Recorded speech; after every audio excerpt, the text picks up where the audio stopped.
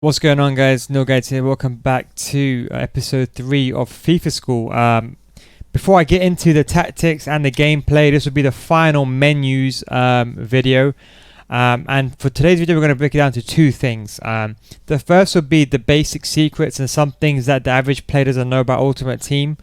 And the second part will be about the FUT Champions channel, how to use it, how to improve your gameplay, and how to learn off pro players or top 100 players. So how do you know if we need to watch the first part of the video? Basically, I'm going to do a little test now. If, for example, so watch this test. If you know this already, then you can skip to the second part of the video. The link will be in, the time will be in the description. If the timestamp, should I say, will be in the description, so you can skip to the second part. But for the first part, if you know, for example, how contract bonus works and how, for example, see I've got 32 contracts here. See when I apply this contract card is plus 13. See how I don't get plus 13. I actually get a bit more. I think it's plus. I think it was plus 19 or plus 20. It's because of the 50% contract bonus. Now, if you know how this works already, then skip to the second part of the video. If you didn't, then stick around. So if you're on the first part of the video, I'll explain to you how to do this right now. But for those of you that are in part 1, I'm going to talk about briefly the key things that are secret in FIFA, which EA don't really tell us about. So I'm just going to go through them very quickly and tell you them before I go on to part 2. Let's just start now from go to my club. Now, consumables, we all know what consumables are. We know what position changes, position modifiers. I don't need to go through that. Manager leagues, just very briefly touching on it. You can buy any manager in a game and you can apply any league to them. So you can buy a Spanish manager like Pep Guardiola and you can apply La Liga to him. You can do Serie A. You can do whatever league you want to that manager. So this is mainly for chemistry. So let's say, for example, you've got two players. One's on 6 chemistry, one's from La Liga and one's from Brazil, but playing in a Portuguese league, Liga NOS. Then you can buy a Brazilian manager and a La Liga manager league for him. I'm sure you guys know that already. Chemistry styles, I'll have a video in depth on how and what chemistry styles are the best, but for now we'll skip through that. Healing, you know what that is. Always try to buy +4 injuries. Fitness, again, always try to buy squad fitness. Try to go for bronze, they're a bit cheaper. Again, with the contracts, try to buy the rare gold ones, the ones at 28 for both managers and players to save money in the long run. And training, again, you probably know that it's only to be used in squad battles, rivals, and I think single player and friendlies. So you can't use it in FUT Champions, but let's say you're on rivals and you want to win the last game or you're trying to do a challenge, then you can use these. But just remember, you can't use these in FUT Champs. Well, not anymore anyway. Balls, now again, balls, you can choose any ball you want. I would say just go for a plain white one. But if you, for example, have a specific preference and you don't like the white and black, you can change to a yellow or green ball or whatever suits you, but I'll probably stick to the default. Now, stadiums. As I touched this on episode 2, in FIFA 18, you could actually choose what stadium you wanted to play on and in, but you can't do that, even in FUT Champions. Basically, in FIFA 18, I used to use Santiago Bernabeu because it used to be the widest stadium and the biggest stadium in the game. And what that meant is, if I did a through ball from the halfway line, the ball will stay on the pitch longer. So let's say, for example, I compared the FEWC Stadium and the the Santiago Bernabeu.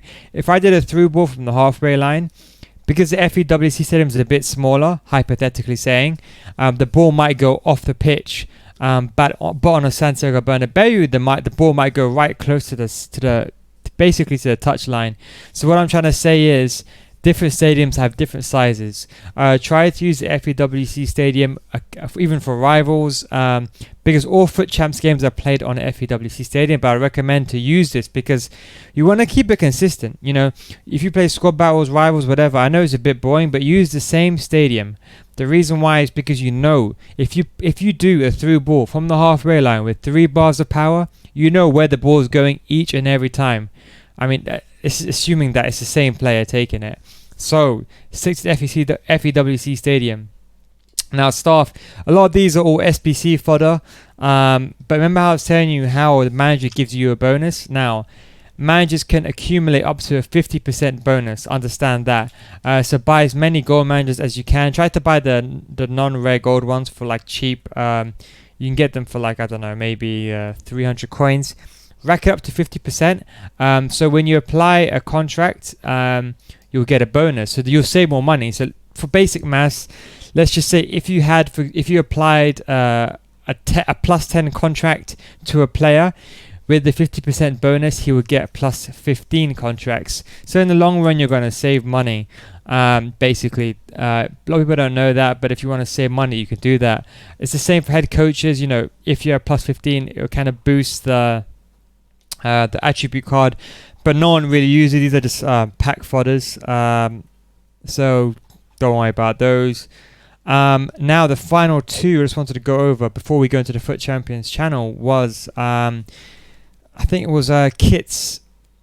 So kits, I would say stick to a black and white kit. Obviously in Foot Champions, whatever kits you choose as your home and away would be the kits you'll be playing on. Try not to have conflicting colors. So try not to have, for example, this is your home kit and this is your away kit, because they're very similar. I go for a simple black and white because it's the easiest to see. That's what I would recommend. Of course, it's a bit boring. If you do find that it's a bit boring, you can change it up. I mean, I'm not superstitious. I don't change my kit after every game or every loss. I'm not about that. I'm all about probabilities. But in case the kits you're wondering which kits I'm using two kits. I'm using one from the MLS League. It's called the LAFC. It's the YouTube kit, Los Angeles Football Club, I think it is, the away kit, the white kit. And the other kit that I'm using is from League One. And it's the Paris Saint-Germain kit, the third kit, the Jordan kit. They go for about 3k each, I think. They're a bit expensive, but they're pure black and pure white. Well, they got a bit of logo design there, but it's the way I see it is you want a kit that's simple. You know, you don't want a kit that's kind of got a lot of colors on it. Yeah, it could look nice, but I do feel that if you have a kit, for example, where there's a lot of colors on it, sometimes it might distract you in a game. This is just the minute detail, you could say. But obviously if you support a team, use that kit.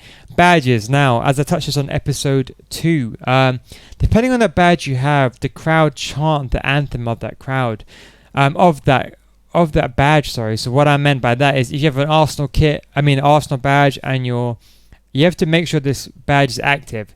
If you have the Arsenal badge currently active, the crowd will start chanting the Arsenal song. So like for example, and it's Arsenal FC, that song, the crowd will start singing that. A good example is the Liverpool badge. If you have this badge selected when you go into a game, the crowd will start chanting "You'll never walk alone."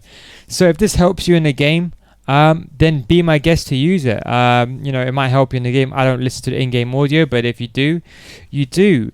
Well, that's the first part of the video gone.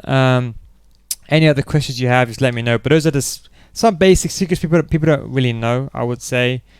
But anyway, going into now the main thing, which is the Foot Champions channel. So if you missed part 1, if you skipped to part 2, we're going to go to the Foot Champions channel now. And I'm going to explain to you how this is used to improve your gameplay and to make you a better player. Now, what you want to do is figure out how you play. If you play a defensive game, try to look for a defensive pro player. So if you on PS4, obviously you can only see PS4 games if you're on PS4 and Xbox, etc., etc.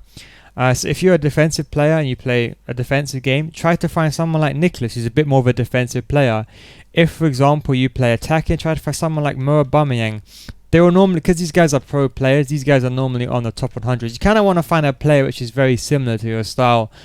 And then you want to kind of just look at how they play. Maybe you can incorporate what they do in your game, especially because you play similar.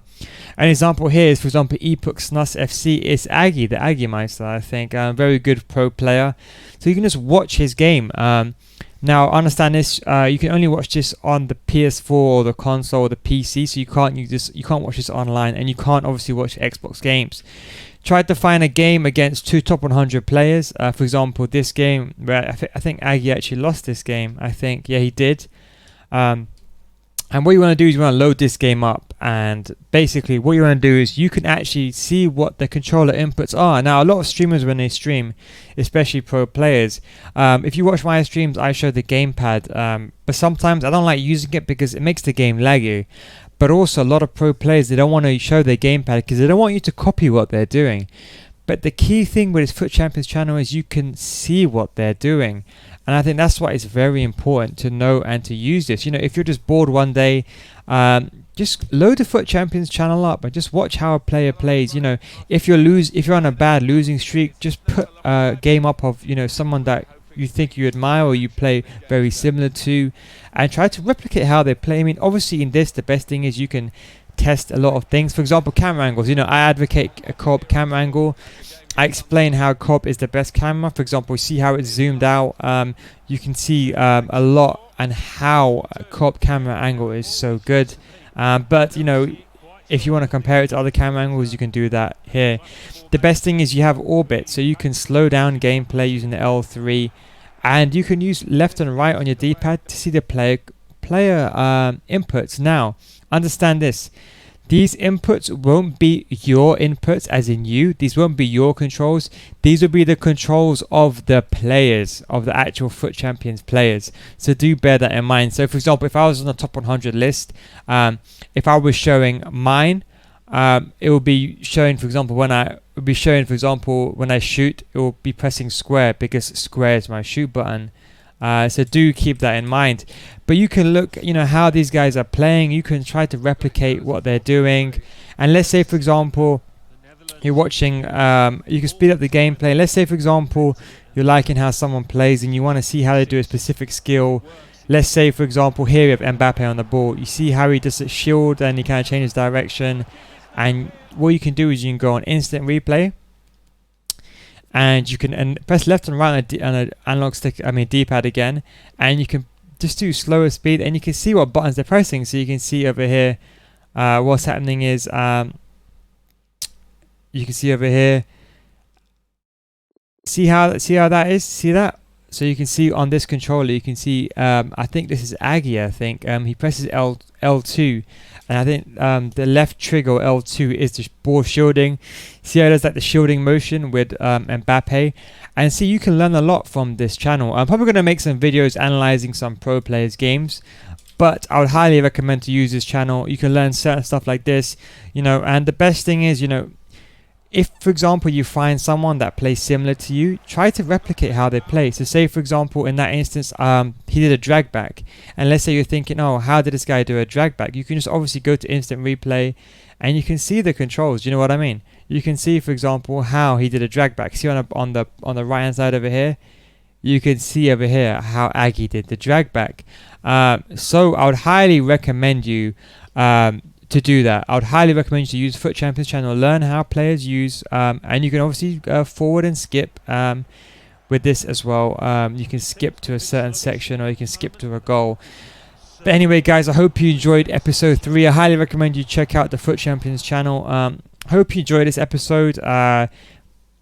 Episode 4 probably going to go into tactics and formations and to the main gameplay, and all suggestions as usual, all feedback, positive and negative. Please let me know in the description below. Of course, if you like this video, please let me know, and I'll continue making a series, and any suggestions, of course, as well. Thank you very much for watching, guys. I'll catch you guys soon in episode 4 of FIFA School. Take it easy.